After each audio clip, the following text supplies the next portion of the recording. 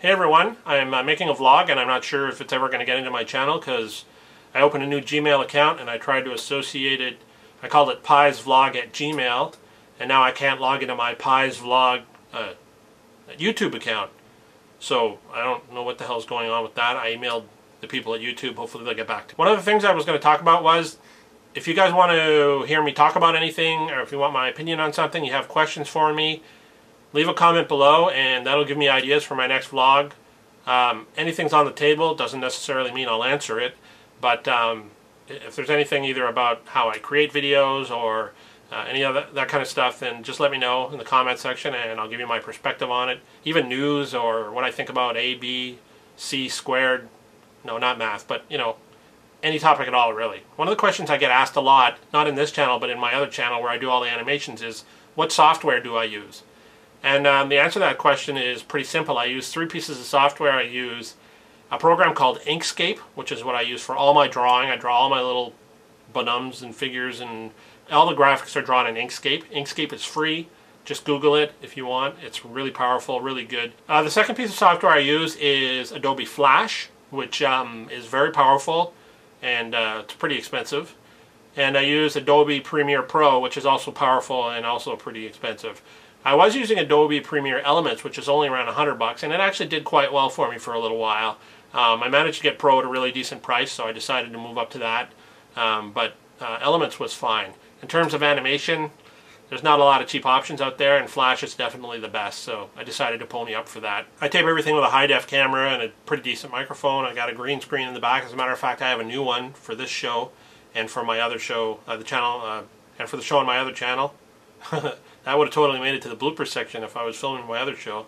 Yeah, it's pretty standard equipment. I sit in front of I have a laptop with my script on it in front of me, and I read points and then, or read sentences and then, you know, speak into the camera. But except for this vlog, I just talk off the top of my head.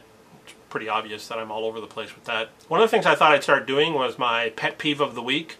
There might not be a pet peeve every week, but I decided that it might be a good thing to do because there's a whole lot of things that really bug me.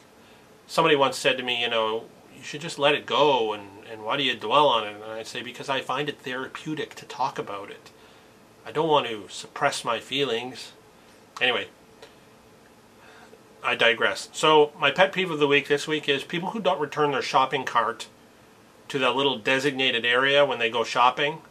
So they take a cart, they go inside, they fill it with products, they come out and they unload it into their car, and then instead of pushing it 20-30 feet to the nearest cart parking area, they just push it up near the front of their car and drive off. That annoys the hell out of me. It didn't bother me that much until I went into a parking lot one day and the wind was blowing, and I saw a cart blown across the parking lot and bang into someone's car. And I just thought, how remarkably selfish. You basically, you get your cart, you fill your stuff, fill it with your stuff, you bring it to your car, you unload, and at that point, you don't really care. You got your stuff, you got your car, you're gone. You don't really care if it happens to roll into somebody else's car. It's the epitome of laziness and selfishness. We have stores so that you don't have to go out and trap and kill your own animals. Those stores are full of products for you. You have the energy to get a cart, take it inside, fill it with Twinkies, caramels, and Easter cream eggs, push that full cart out to your car, unload all of that food, and then you don't have the energy to push it 20 or 30 feet to the designated area? You fat, lazy bastard. Put your cart away. You're going to wreck somebody else's car. You're going to scratch somebody else's car. I think people should be fined for it. I think they should be banned from the parking lot. Or they should have to pay a fee. You know, have a little guy with a golf cart who takes your groceries or whatever it is, and he drives them over to your car for you because you're obviously not old enough to handle a shopping cart. And then you have to pay for it. It's $5 or whatever. And then after a year, you know, they wipe your record clean and you can go back to using carts again. Is it just me? Is that over the top? Am I overreacting? All right. Maybe I am. Anyway, that's all I have. Feel free to leave a comment. Thanks for tuning in.